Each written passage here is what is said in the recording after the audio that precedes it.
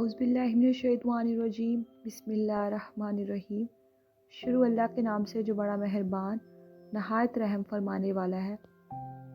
آتش عالم از قلم سحر علی قریشی، قسط نمبر 45۔ رات سمے آخری پہر۔ رات کے آخری پہر یہ منظر تھا ایک بڑے سے سیاہ تہہ خانے کا، جس کی 3 دیواریں آگ میں جھلس رہی تھیں اور سامنے والا چوتھا حصہ خالی تھا۔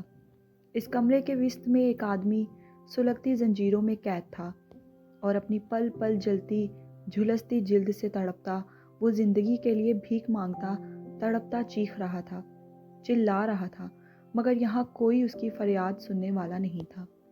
کچھ دیر بعد اسے بھاری قدموں کی رمق سنائی دینے لگی جو اس کے قریب تر ہوتی جا رہی تھی۔ یہ صرف قدموں کی چاپ نہیں تھی، یہ اس کی موت کے پروانے تھے۔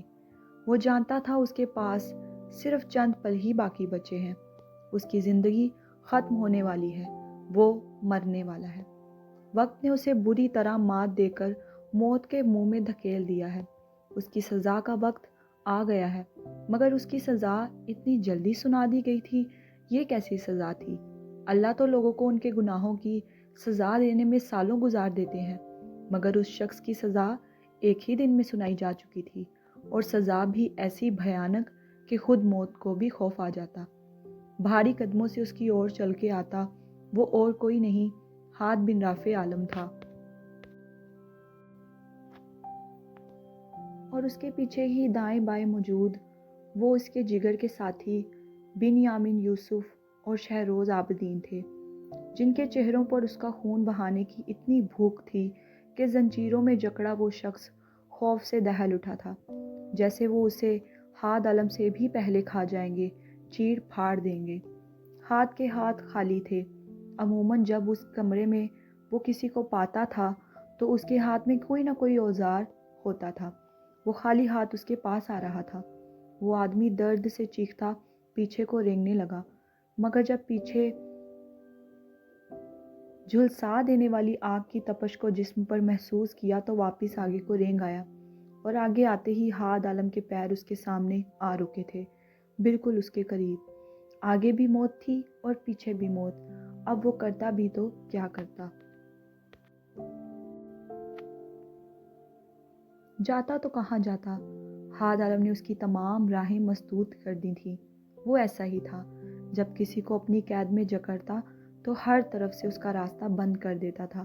اس کی زنجیروں کو پکڑ کر کھینچا گیا تو وہ اپنے پیروں پر لڑکھڑاتا اٹھ کھڑا ہوا۔ اس کے باوجود وہ قد کاٹ میں حاد عالم سے چھوٹا دکھائی دے رہا تھا۔ حاد نے ایول اسمائل پاس کرتے اسے دیکھا، اور جیسے ہی سیاہ آنکھیں اپنے وجود پر اس شخص کو گڑھی محسوس ہوئیں تو اس شخص کو لگا وہ اس کی آنکھوں کے جلال سے ہی مر جائے گا۔ سزا تو بعد میں دے گا وہ، مگر آنکھوں سے پہلے ہی مار دے گا۔ حلق تر کرتے وہ لرزتا اسے دیکھنے لگا۔ باب سکر میں تمہارا سواگت ہے وحید ملک۔ پھر حاد بن رافع عالم کی پر اسرار خطرناک آواز سماعت سے ٹکرائی۔ وحید ملک کے تن بدن میں سنسنی سی پھیل گئی۔ یہ جملہ نہیں تھا، کانوں میں پھونکا گیا کوئی سور تھا، یا پھر پگھلتا ہوا سیسا، یا پھر کھولتا ہوا پانی۔ سانسوں کی کمی محسوس ہوئی تو وہ ہانپتا ہوا کپکپاتے جسم کے ساتھ اس کے آگے ہاتھ جوڑ گیا۔ حاد نے مزید شفافیت سے اسے دیکھا تھا۔ چہرہ اتنا وحشیانہ ہوا تھا جیسے وہ اسے زندہ درگور کر دے گا۔ بے شک وہ کالج میں ہی کھڑکی سے اسے دیکھ چکا تھا۔ وہ حاد عالم تھا جس کی زیرک خطرناک آنکھوں سے آج تک کوئی بچ نہیں سکا تھا۔ تو پھر وحید ملک کیسے بچ سکتا تھا؟ اللہ تعالیٰ کی طرف سے ملی وہ نعمت، اس کی تیز قوت سماعت کے باعث وہ وحید ملک کے دیوار میں مارے گئے گھوسے کی آواز سن چکا تھا۔ پھر سحر کو آغوش میں بھرتے جب وہ اٹھ کر پلٹا تو اس نے کھڑکی کے اس پار کسی کو کھڑے دیکھا تھا، اور وہ شخص فوراً وہاں سے غائب ہوا تھا۔ مگر ایک چیز جو حاد کی سیاہ آنکھوں میں چھپ گئی تھی وہ تھی اس کی کلائی اور اس پر بندھی گھڑی۔ وہ لمحے کی بھی دیر کیے بغیر پہچان گیا تھا کہ اس پار کون تھا۔ اس پار اور کوئی نہیں وحید ملک تھا۔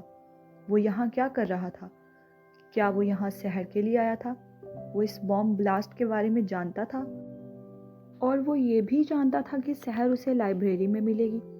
حاد کے وجود میں ابال اٹھنے لگے تھے۔ گردن کی رگیں تن گئی تھی، آنکھوں کی سرخی کی کوئی حد نہ تھی، اور وہ جانتا تھا اسے آگے کیا کرنا ہے۔ ہاتھ مجھے معاف کر دیں پلیز، پلیز مجھے معاف کر دیں ہاتھ۔ وہ دونوں ہاتھ جوڑتا منتیں کرنے لگا۔ ہاتھ نے مزید نفرت اور درندگی بھرے انداز میں اسے دیکھا تھا۔ کیا کر رہے تھے تم وہاں؟ ایک سرد سا سوال ہاتھ نے کیا۔ دوسری طرف ہاتھ کے چہرے کی درندگی اور شفافیت دیکھ کر وہ اچھے سے جان گیا تھا کہ ہاتھ اسے نہیں بخشے گا، موت تو اسے ضرور ملے گی۔ تو وہ جاتے جاتے بھی اپنی شیطان صفت اپناتا ہاتھ کو جلانا چاہتا تھا، مگر وہ کمبخت یہ نہیں جانتا تھا کہ ہاتھ کو اکسا کر وہ محض اپنی موت کو ہی مزید دردناک بنائے گا، اور کچھ نہیں۔ میں سحر کو لینے آیا تھا۔ وحید ملک کے سحر کا نام لینے پر جہاں ہاتھ نے خون خاری سے اسے دیکھا تھا، وہیں بنیامین غضبناک تیور لیے اس کی اور لپکنے لگا تھا، مگر شہروز نے اس کے سینے پر ہاتھ رکھ کے اسے وہیں روک دیا۔ شہروز! ہاتھ کی دھاڑ بڑھی پکار اس آگ بھرے تہہ خانے میں گونجی تھی، اور اس کے ساتھ ہی شہروز نے ہاتھ میں پکڑا تیز دھاڑ خنجر، جس کی لمبائی ایک بازو کے برابر تھی، ہاتھ کی جانب بڑھایا۔ ہاتھ نے خنجر اس سے پکڑا۔ ہاتھ کے ہاتھوں میں اپنی موت کا سامان دیکھ کر بھی وحید ملک نہ رکا، بولتا گیا، مجھے وہ چاہیے تھی، مجھے وہ چاہیے تھی، میرے پاس، میرے۔ اس کے جملے زبان ہی میں دب گئے جب ہاتھ حیوانگی سے اس کے قریب ہوا اور ایک ہی جھٹکے سے وہ اس کے جسم کے نچلے حصے، حساس مقام پر کاٹ دار وار کرتا اسے ناکارہ کر گیا تھا۔ شہروز اور بنیامین نے عالم بے یقینی سے ہاتھ کو دیکھا تھا۔ وہ ہرگز نہیں جانتے تھے کہ ہاتھ ایسا کچھ کرے گا، ہاتھ یہ کر گزرے گا، انہوں نے ایسا تصور بھی نہیں کیا تھا۔ پورے تہہ خانے میں وحید ملک کی دل دہلا دینے والی چیخیں گونجنے لگی تھیں۔ اس کے جسم کا نچلا حصہ خون آلود ہوتا کپڑوں کا رنگ تبدیل کرتا چلا گیا، اور وہ درد سے تڑپتا نیچے گر پڑا۔ مسلسل چیختا روتا، پسینے میں شرابور ہوتا، وہ آہستہ آہستہ نیم بے ہوشی کی حالت میں جانے لگا، مگر اس سے پہلے ہی شہروز نے آگے بڑھتے ایک بڑا سا انجیکشن اس کی گردن میں انجیکٹ کر دیا، جس وجہ سے وہ بے ہوش ہونے سے بھی قاصر رہ گیا۔ پھر اس کا جسم پھڑ پھڑانے لگا، اور وہ ادھمری حالت میں پہنچتا ان تینوں کو دیکھنے لگا۔ جانتا تھا اب آگے صرف موت ہی موت ہے، اور وقت بہت کم بچا ہے، مگر وہ ان لوگوں میں سے تھا جنہیں ہدایت دینے کا اللہ تعالیٰ نے ارادہ ہی نہیں فرمایا۔ وہ مرنے سے پہلے ہاتھ سے اس کا سب چھین لینا چاہتا تھا۔ وہ چاہتا تھا وہ کچھ ایسا کر جائے کہ ہاتھ عالم ساری زندگی روئے، اور اسی پر عمل کرتے وہ اپنا اگلا لائحہ عمل تیار کرنے لگا۔ اس بلاسٹ میں تمہارا کیا کردار ہے، بولو؟ اس کے قریب دو زانو بیٹھتے اسی خنجر سے اس کے رخسار پر وار کرتے وہ چلایا، یہ بلاسٹ جہان حدید نے کروایا ہے، وہ سحر کو مار کر آپ سے بدلہ لینا چاہتا تھا۔ وحید نے مرتے وقت بھی جھوٹ بول دیا۔ وہ جانتا تھا ہاتھ اس کی بات پر ضرور اعتبار کرے گا، بالضرور، کیونکہ وہ کوئی علم غیب تو جانتا نہیں تھا، اس لیے وہ اس بات پر ضرور یقین کرتا۔ یہ سنتے ہی بنیامین نے کئی زوردار مکے فرش پر مارے تھے۔ وہ آپ سے آپ کی سب سے زیادہ قیمتی چیز چھیننا چاہتا تھا، یہ سب اسی نے کروایا ہے۔ اپنی بات مکمل کرتے وہ پھر بلک بلک کر چیخنے لگا، اور شیطانی آنکھیں اس نے ارد گرد موجود آگ پر دوڑائیں۔ اپنا دوزخ اسے یہیں نظر آ گیا تھا۔ یہ سنتے ہاتھ کے قدم لڑکھڑائے تھے، اور پھر بیک وقت نفرت اور پتہ نہیں کیا کیا اس کے چہرے سے چھلکنے لگا تھا۔ پھر وہ پیچھے ہٹا، اور اس کے ساتھ ہی شہروز اور بنیامین بھی۔ چند قدم پیچھے جاتے ہاتھ نے ایک بٹن دبایا، اور اس بٹن کے پریس کرتے ہی وحید ملک کے ارد گرد موجود جگہ دائرے کی صورت میں ابھر کر جلنے لگی، اور وہ آگ اسے اپنی لپیٹ میں لینے لگی۔ آہستہ آہستہ آگ نے وحید ملک کے پورے وجود کو اپنی زد میں لے کر جلانا شروع کر دیا۔ پورے کمرے میں بھڑکتے آگ کے شعلے، اور ان میں جھلستا وحید ملک کا جسم۔ اس کی دل خراش آہوزاری تھی۔ ہاتھ بے تاثر سی آنکھیں اور ہنوز صفاک چہرہ لیے بنا پلک جھپکائے اس کے جلتے وجود کو دیکھ رہا تھا، جبکہ بنیامین اور شہروز نظروں کا زاویہ بدل گئے تھے۔ جو بھی تھا وہ عام انسان تھے، اس منظر کو دیکھنے کی تاب ان میں نہیں تھی، مگر ہاتھ عالم میں تھی، اور وہ دیکھ رہا تھا۔ پھر کچھ ہی لمحے میں ہر طرف ماس کے سڑنے کی گندی بو پھیلنے لگی۔ ہاتھ کراہیت کرتا کمرے سے باہر نکل گیا اور اس کے ساتھ ہی وہ دونوں بھی باہر نکلے۔ ہر طرف وحید ملک کے دل دہلا دینے والی چیخیں تھیں، مگر انہیں کوئی سننے والا نہیں تھا۔ آہستہ آہستہ اس کی آوازیں آنا بند ہو گئیں اور بو بڑھتی چلی گئی۔ ہاتھ باہر نکلا اور گاڑی میں سوار ہوتا وہ تیزی سے وہاں سے نکل گیا۔ شہروز اور بنیامین جب باہر آئے تو وہ جا چکا تھا۔ یہ سچ جان کر اس وقت ہاتھ کی کیا حالت ہو سکتی تھی وہ دونوں اچھے سے جانتے تھے، مگر اس کے لیے ہاتھ سے بڑھ کر کچھ نہ تھا۔ بنیامین کا دل چاہ رہا تھا وہ ابھی جائے اور جا کر ختم کر دے جہان حدید خان کو، مگر وہ ہاتھ کے فیصلے کے منتظر تھے اور اس کے بغیر کوئی بھی قدم اٹھانا نہیں چاہتے تھے۔ رپورٹ میں کیا آیا تھا؟ باہر آتے شہروز نے خالی سے لہجے میں پوچھا۔ پتہ نہیں، میں نہیں جانتا۔ میں نے وقاص سے کہا تھا رپورٹس ہاتھ کو بھجوا دے، پتہ نہیں انہوں نے بھجوائی ہے یا نہیں۔ ٹھیک ہے، رپورٹس آنے کے بعد اگلا فیصلہ کریں گے۔ ابھی ہمیں ہاتھ کو تھوڑا وقت دینا چاہیے۔ وہ شہر کی حالت اور ان سینکڑوں جانوں کو یوں نظر انداز نہیں کریں گے۔ جو بھی فیصلہ ہوگا وہ جہان حدید کی موت کا ہوگا، انشاءاللہ۔ شہروز نے نفرت سے ایک ایک حرف چبا کر کہا۔ بنیامین خاموشی سے اسے سنتا، مسلسل غیر مرئی نکتے کو گھورتا گہری سوچ میں مہو تھا۔ اور ویسے بھی جہان حدید کون سا کہیں بھاگا چلا جا رہا ہے؟ مار دیں گے ہم اسے، اور جو جو اس کے ساتھ ملا ہوا ہے اسے بھی بدلہ بل ضرور لیں گے۔ آخر معاملہ صرف ہماری بیٹی کا نہیں، ملک کی سینکڑوں بیٹیوں کا تھا۔ بنیامین نے سر ہلایا اور شہروز کے ساتھ گاڑی میں سوار ہوا۔ مجھے ہسپتال چھوڑ دو۔ شہروز ڈرائیونگ سیٹ پر آیا تو بنیامین نے اس سے کہا۔ وہ انجن سٹارٹ کرتا گاڑی کو لے کر ہسپتال کی طرف چل پڑا۔ ہاتھ یقیناً ہسپتال نہیں گئے ہوں گے، اور اچھا ہی ہے نہیں گئے۔ ایسی صورت لے کر جائیں گے تو میری بیٹی ڈر ہی نہ جائے کہیں۔ فکر مندی سے کہتا وہ شہروز کو ششدر کر گیا تھا۔ بنیامین کی بات پر شہروز اش اش کرتا آنکھیں گھما گیا۔ تم اور ہاتھ، آپ دونوں کا کچھ نہیں ہو سکتا، اس نے تعصب سے کہا۔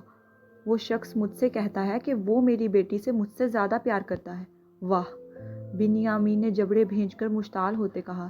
شہروز اچھے سے سمجھ گیا تھا کہ اس وقت وہ سحر کے بارے میں بات کرنا چاہتا ہے، اس لیے مسکراتا وہ بھی اس کے ساتھ ہو لیا۔ تم شاید بھول رہے ہو کہ وہ شخص کوئی غیر نہیں، تمہاری بیٹی کا شوہر ہے۔ شہروز نے پہلا لقمہ دیا کہ بنیامین پہلو بدل کر رہ گیا۔ جو بھی ہے، وہ مجھ سے زیادہ پیار نہیں کر سکتے اس سے، سوال ہی پیدا نہیں ہوتا۔ ہا ہا ہا! اب شہروز کھل کر ہنسا تھا۔ یہ صحیح ہے، مجھے تو نظر آ رہا ہے آپ دونوں جلد ہی ایک گھر میں شفٹ ہونے والے ہو۔ شہروز نے ایک لگائی۔ نو وے، اب ایسا وقت بھی نہیں آن پہنچا۔ نہ ہی میں کبھی اپنی بہن کے سسرال رہنے جاؤں گا، نہ ہی ہاتھ کبھی گھر داماد بن سکتے ہیں۔ بنیامین نے اس کی بات کا چٹا سا انکار کیا۔ اچھا، تم دونوں جس طرح سے ایک دوسرے سے جیلس ہوتے ہو، مجھے تو یہی نظر آتا ہے۔ تم سحر کے لیے یہ بھی کر گزرو گے۔ بنیامین ہنکار بھر کے رخ موڑ گیا۔ وہ بیچاری تم دونوں کے حوالے سے سوچتی رہے گی کس کس کو پیار کروں۔ Shut up! بنیامین نے غرا کر اسے چپ کروایا، جس کے جواب میں اس کے منہ سے ایک بار پھر قہقہ پھوٹ پڑا۔ ہا ہا ہا ہا! اب کی بار ایک مکہ بنیامین نے اس کے کندھے پر جڑا تھا۔ آہ، کیوں ایکسیڈنٹ کروانا چاہتا ہے؟ وہ التجائیہ بولا۔ تو منہ بند رکھ پھر، اور جلدی چلا، بنیامین نے چبا کر کہا، اور اس کے ساتھ ہی شہروز صاحب شرارت بلائے طاق رکھتے گاڑی کی سپیڈ بڑھا گئے۔ ہاتھ سیدھا گھر آیا تھا۔ سحر کے ساتھ ہسپتال میں رخسانہ بھی، بنیامین اور روحیل تھے۔ اس کی حالت ایسی نہیں تھی کہ وہ اس وقت سحر کے سامنے جاتا۔ گھر آتے ہی ذہن بس انہی آخری جملوں میں الجھا ہوا تھا جو مرنے سے پہلے وحید ملک نے بولے تھے۔ وہ لمبے ڈگ بھرتا ولا کے آخری کمرے کی جانب چل دیا۔ اپنا فنگر پرنٹ لگاتا وہ دروازہ کھول کر اندر داخل ہوا۔ کمرے میں ہر طرف شراب ہی شراب تھی۔ مہنگی ترین شراب کی بوتلیں رینکس میں سجی تھیں۔ اس کمرے کے بارے میں سحر نہیں جانتی تھی، اگر جانتی ہوتی تو کب کی آگ لگوا چکی ہوتی۔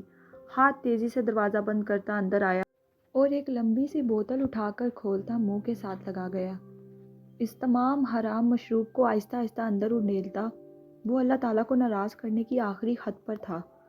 آدھی بوتل ایک ہی سانس میں ختم کرتے اس نے منہ سے پڑے हटाई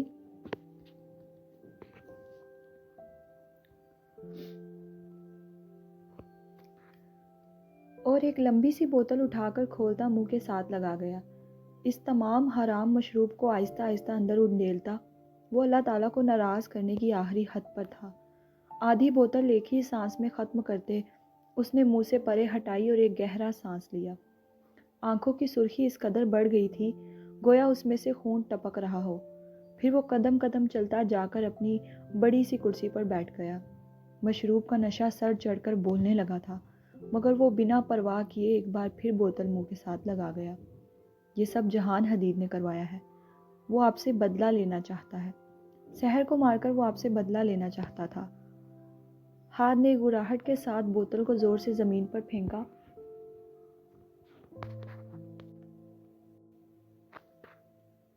संगे मरमर के फर्श से टकराकर उसका कांच पल में टूटा था और वो तमाम हराम मशरूब जो बाकी बचा था ज़मीन पर फैल गया।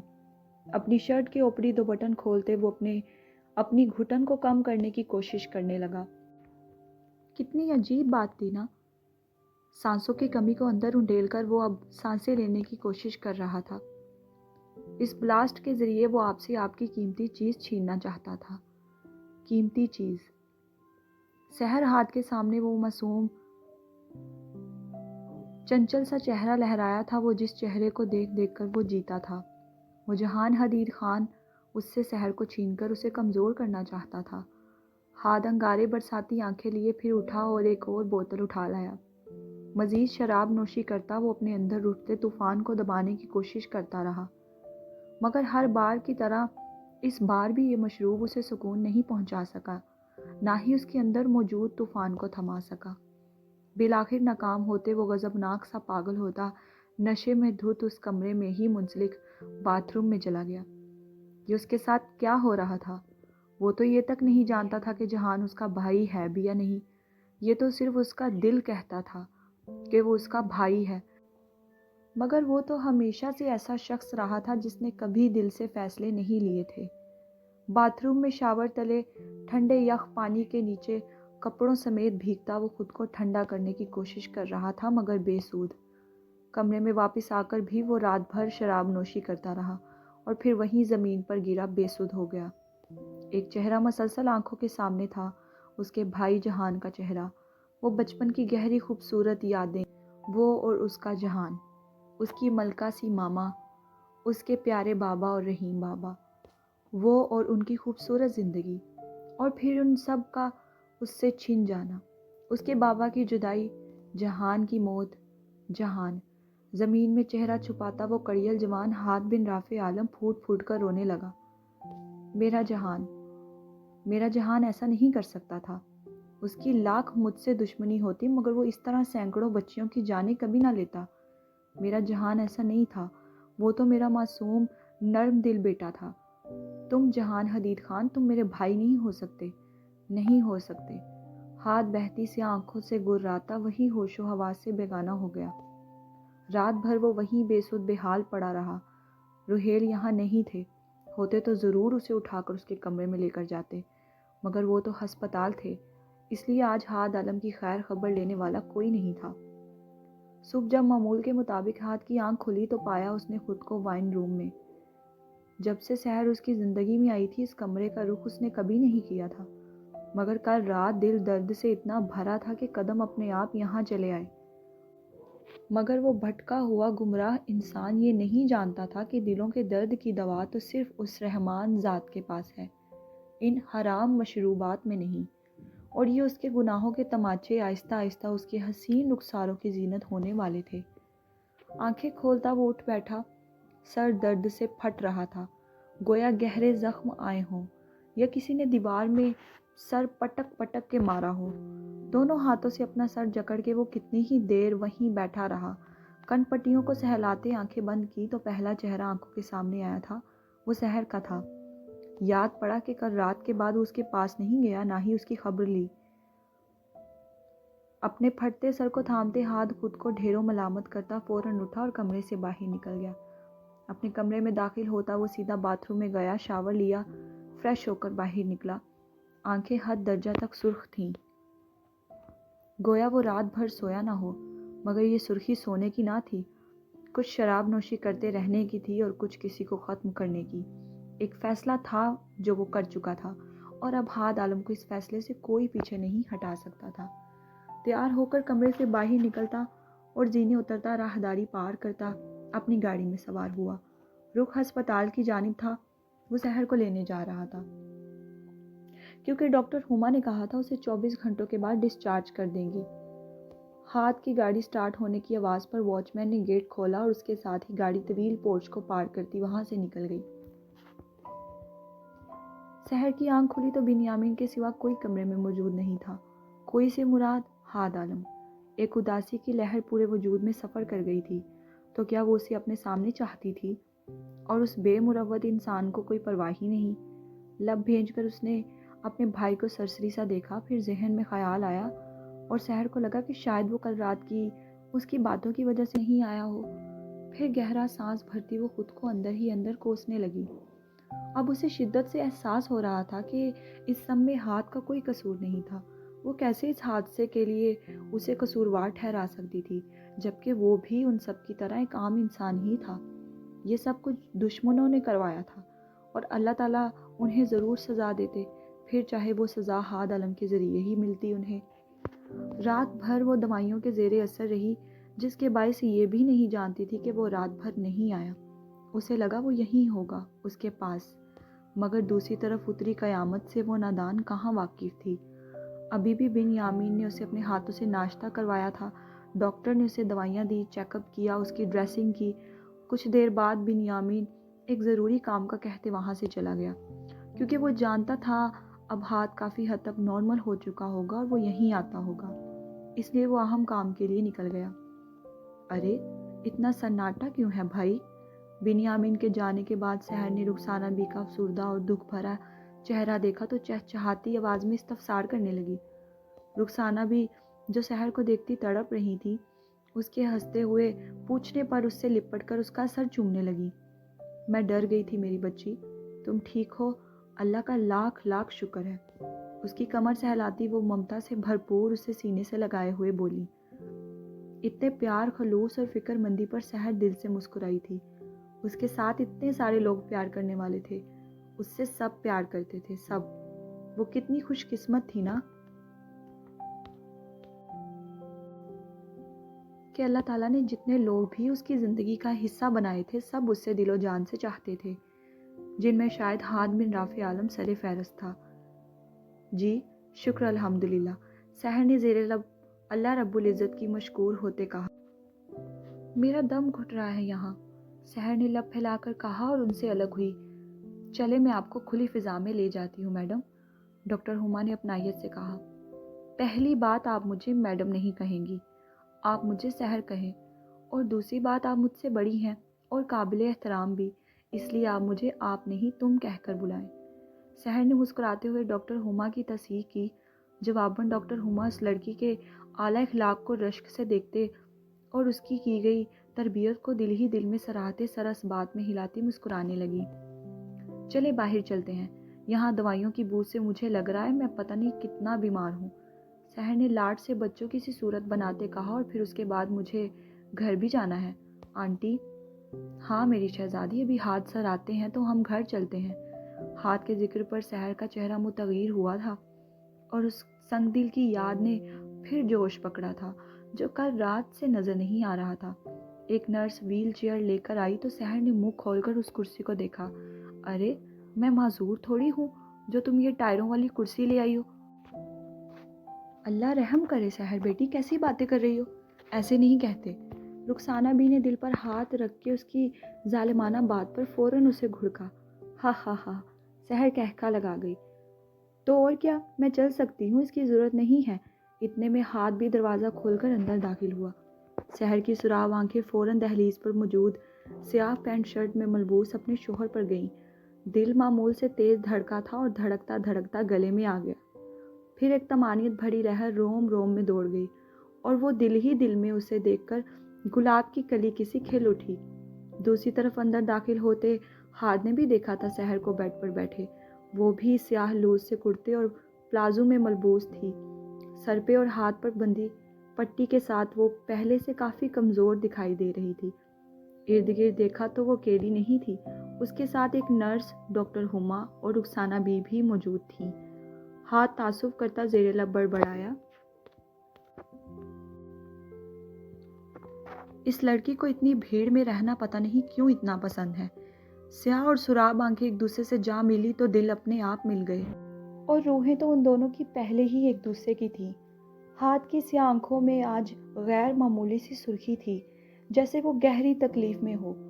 اس کی سیاہ نظریں اپنے وجود پر گڑی محسوس ہوئیں تو اپنی خفت چھپانے کے لیے وہ بول اٹھی، آ گئے آپ؟ مل گئی فرصت آپ کو کہ آپ کی ایک عدد بیوی بھی ہے؟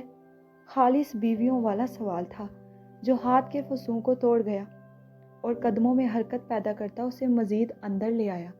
اس کے سوال پر زندگی سے بھرپور مسکراہٹ نے ہاتھ کے انابی لبوں کا احاطہ کیا تھا۔ دوسری طرف سحر اپنے سوال کے ذریعے کل رات کی تلخ کلامی کو زائل کرنا چاہتی تھی، جس کا شبہ تو پہلے بھی ہاتھ کے چہرے پر نہیں تھا۔ اس کے شکوے بھرے سوال اور موہنی سی صورت پر وہ مبہم سا مسکراتا قدم قدم چلتا اس کے قریب آیا۔ سحر اس کے قریب چلے آنے پر مزید بوکھلا سی گئی اور بوکھلاہٹ میں جو منہ میں آیا بول گئی، ویل چیئر کی کیا ضرورت رہی اب؟ ویل چیئر تو سالم سامنے کھڑی ہے۔ اس نے ہاتھ کی طرف اشارہ کرتے نرس سے کہا جو محض اس پر نظریں جمائے کھڑا تھا، بنا پلک جھپکائے، اور اسی وجہ سے تو سحر کے منہ سے الٹی سیدھی باتیں نکل رہی تھیں۔ اس کی عجب سی بات پر جہاں وہ ڈاکٹر ہما اور نرس نے حیرت سے منہ کھولے اشش کر گئی تھیں، وہی رخسانہ بھی مسکرائے ارد گرد سے سحر کی دوائیاں اور چیزیں سمیٹنے لگی۔ پھر وہ دونوں چپکے سے واک آؤٹ کر گئیں، جبکہ سحر کے اب کی بار ادا کیے جملے پر ہاتھ نے نچلا لب دبائے اپنی ہنسی روکی تھی۔ وہ ایسی ہی تھی، کبھی صحرا سی خشک سال تو کبھی جھیل سی پرنم، کبھی چاند سی سرد تو کبھی سورج سی پرتپش، کبھی ستاروں سی چمکتی روشن تو کبھی گہری رات سی مدھم، کبھی بلبل سی چنچل چہچہاتی ہوئی تو کبھی شیرنی سی دھڑ دھڑ گڑاتی ہوئی، کبھی نازک سی مانند کنول تو کبھی گھیکوار سی سخت کڑیلی۔ وہ ایسی ہی تھی۔ میں ہمیشہ حاضر ہوں میری مہارانی۔ اس کے قریب جاتے بنا رخسانہ بھی کا لحاظ کیے وہ اس کا ماتھا چومتا بال کانوں کے پیچھے اڑیس کر گمبھیر لہجے میں گویا ہوا۔ لمحہ لگا تھا اسے سحر کو لال گلال کرنے میں، اور پھر ایک ایول اسمائل پاس کرتا وہ اسے خمار آلود آنکھوں سے دیکھنے لگا۔ سحر کو ہاتھ سے ایسی توقع نہ تھی، مگر خود جو ابھی انڈائریکٹلی گود میں اٹھا کر لے جانے کا مطالبہ کر رہی تھی وہ مہارانی سحر کو یاد نہیں تھا۔ چلے جلدی کرے، مجھے گھر جانا ہے۔ اپنی جھیپ پنڈانے کے لیے وہ بنا اسے دیکھے تیزی سے بولی۔ ہاتھ نے مسکاتے ہوئے ہاتھ رخسانہ بھی کی جانب بڑھایا اور ان سے سحر کی سیاہ چادر لی۔ چادر اسے اچھے سے اڑاتے وہ ایک جھٹکے سے اسے بیڈ سے باہوں میں بھر گیا۔ ہاتھ کے پہلو کے سٹیچز کھل چکے تھے، مگر اسے اکثر درد رہتا تھا، جسے نظر انداز کیے وہ صرف سحر میں محو تھا۔ اس سے بڑھ کر اس کے لیے کچھ نہ تھا، دنیا میں کچھ بھی نہیں۔ ہاتھ کے غیر متوقع رد عمل پر سحر حواس باختہ ہی ہو گئی تھی۔ خود کو زمین سے بلند ہاتھ کی باہوں میں دیکھا تو حیرانگی سے اسے دیکھنے لگی۔ میں مذاق کر رہی تھی عالم مستری، مجھے نیچے اتارے، میں خود چل لوں گی۔ پیر جھلاتی ہوئی اترنے کی کوشش کرنے لگی مگر بے سود۔ مقابل کا حصار اتنا کمزور بھی نہیں تھا کہ وہ آسانی سے نکل پاتی۔ نہیں، میری سحر نے کہا ہے تو میں انکار کیسے کر سکتا ہوں؟ آخر سرگوشی کرتا وہ اسے لیے باہر کی جانب بڑھا۔ اس پر اس کے رہے سہے اوسان بھی خطا ہوئے۔ باہر ڈھیروں نرسز، لوگ اور ڈاکٹرز تھے۔ وہ سرخ انار ہوتی اسے ملتجی نظروں سے دیکھنے لگی جو سامنے دیکھتا کمرے سے باہر نکلا تھا۔ مجھے نیچے اتارے عالم، لوگ کیا سوچیں گے؟ لوگ اپنی سوچ کے ساتھ بھاڑ میں جائیں۔ جواب کرارا آیا تھا، وہ بھی سنجیدگی سے بھرپور۔ سحر اچھے سے سمجھ گئی تھی کہ اب اسے نہیں اتارے گا، اس لیے ناچار اپنا چہرہ اس کے کندھے میں چھپا گئی۔ رخسانہ بی بھی باہر نکلی۔ روہیل باہر ہی کھڑے تھے۔ انہوں نے رخسانہ بی سے سب لیا اور وہ دونوں ان دونوں سر پھرے میاں بیوی کے تعاقب میں چلنے لگے۔ ہاتھ کوریڈور سے نکل کر اب راہداری میں آیا تھا۔ کئی شاکی اور ساکت نظریں ان پر ٹھہری تھیں، جنہیں نظر انداز کرتا وہ ایگزٹ کی طرف بڑھا۔ سحر نے ہلکی سی سراب آنکھیں ہاتھ کے کندھے سے نکال کر اس کے پیچھے اور ارد گرد پھیری، اور دیکھتے ہی جب کئی ساری نرسز اور گزرتے لوگوں کو خود کو دیکھتا پایا رشک اور حیرانگی سے تو جھینپ کر واپس ہاتھ کے کندھے میں چہرہ چھپا لیا، مگر اس کے ساتھ ہاتھ کو کوسنا نہیں بھولی تھی۔ ہاتھ شاکات، ہا ہا ہا۔ ہاتھ سر جھٹک کے ہنسا تھا اور ایگزٹ سے باہر نکلا، گاڑی کی جانب بڑھا اور روہیل نے آگے بڑھ کر پچھلا دروازہ کھولا۔ اسے بٹھاتے وہ خود بھی دوسری طرف جا کر اس کے پہلو میں بیٹھا اور وہ چاروں عالم ولا کے لیے روانہ ہو گئے۔ جاری ہے۔ قسط کو پڑھنے کے بعد رائے کا اظہار لازمی کیجیے گا اور چینل کو سبسکرائب کرنا مت بھولیے گا۔ جلد انشاءاللہ حاضر ہوں گے ایک نئی قسط کے ساتھ۔ مجھے دے اجازت۔ اللہ حافظ۔